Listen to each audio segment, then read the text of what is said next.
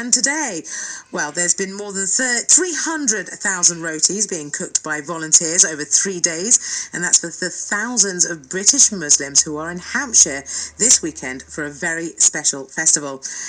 Ahmadiyya, I think I've said that horribly wrong. I do apologise. I'll find out in just a moment from our guest. The Muslim community will be pledging allegiance to their caliph or spiritual leader, Mirza Masroor Ahmad. Suleman Ahmad is from Caldecott in Cambridgeshire, and he's at the festival right now. Good morning to you, Suleman.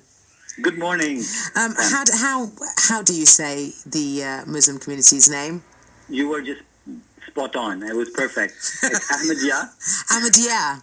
Yes, Ahmadiyya and Mirza Masroor Ahmad is just fine. Brilliant. Thank you for that.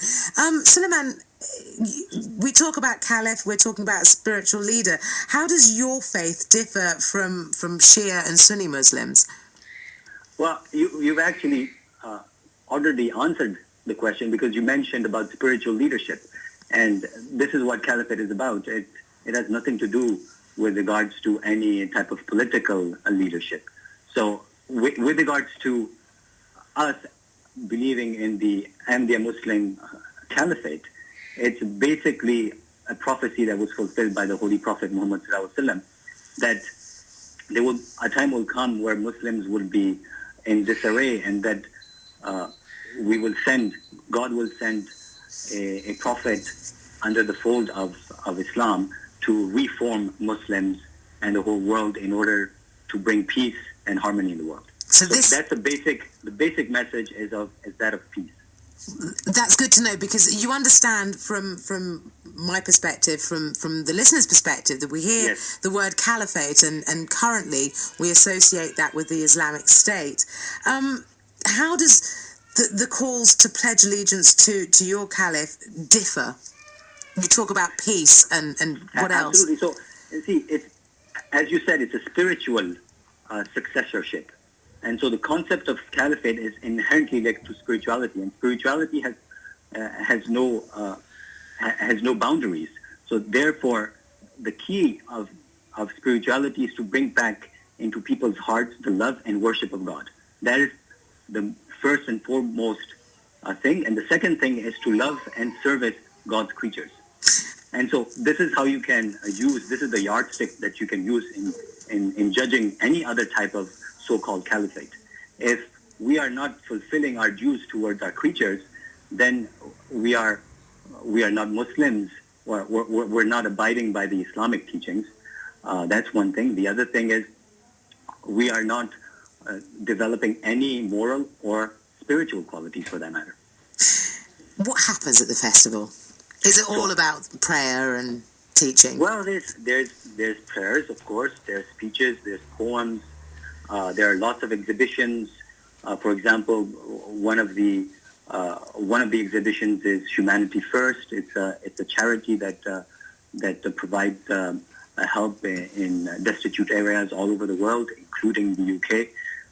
And there are lots of meetings that take place. There's good food, and as you mentioned, there are lots of roti going around, and lots of food to help feed not only the minds and the hearts, but also the bellies.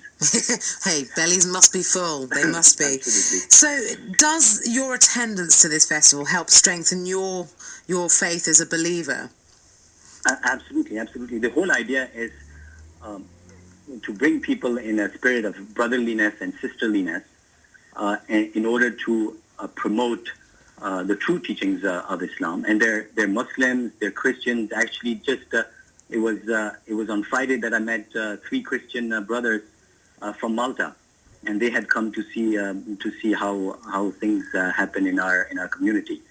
But I'd like to come back to the very important point you make, is what is that allegiance that we do?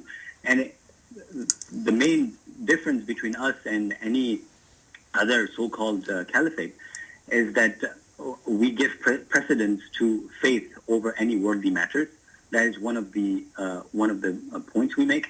And then there are conditions of allegiance that we make, and there are a various lists. But one important point is that we shall not, under any circumstance, hurt or cause damage to the creatures of God.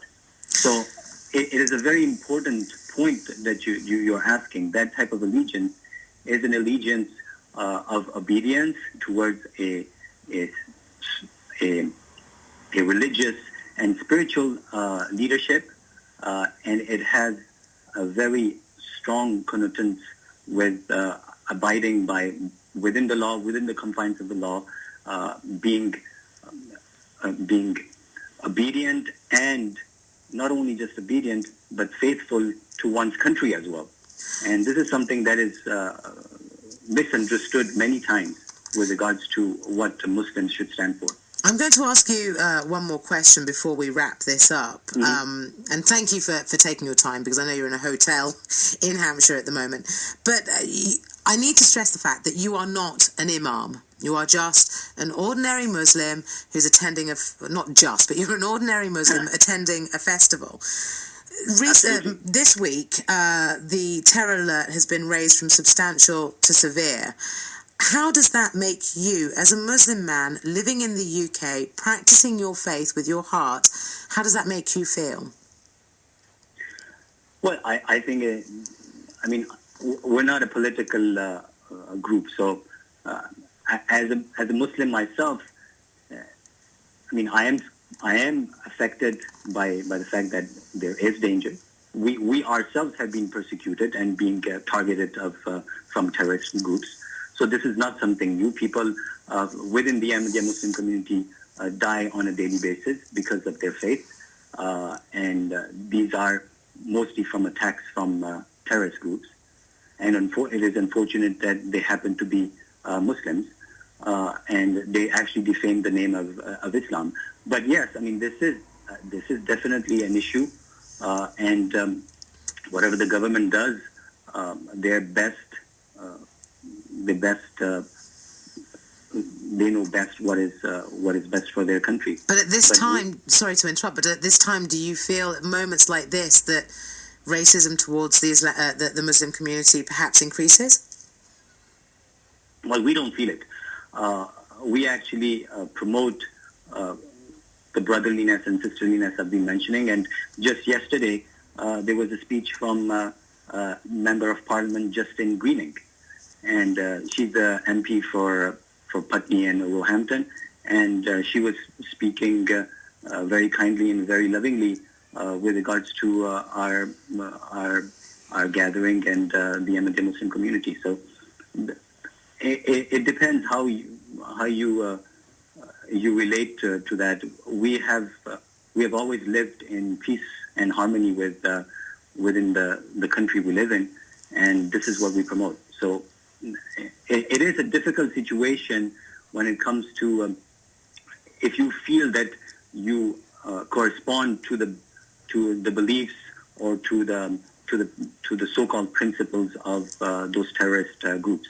But if you are totally dissociated from them, then you totally amalgamate yourself to what the country you belong to. That's Suleman Ahmad at the festival in Hampshire, the Islamic festival in Hampshire. Thank you very much for joining us this morning.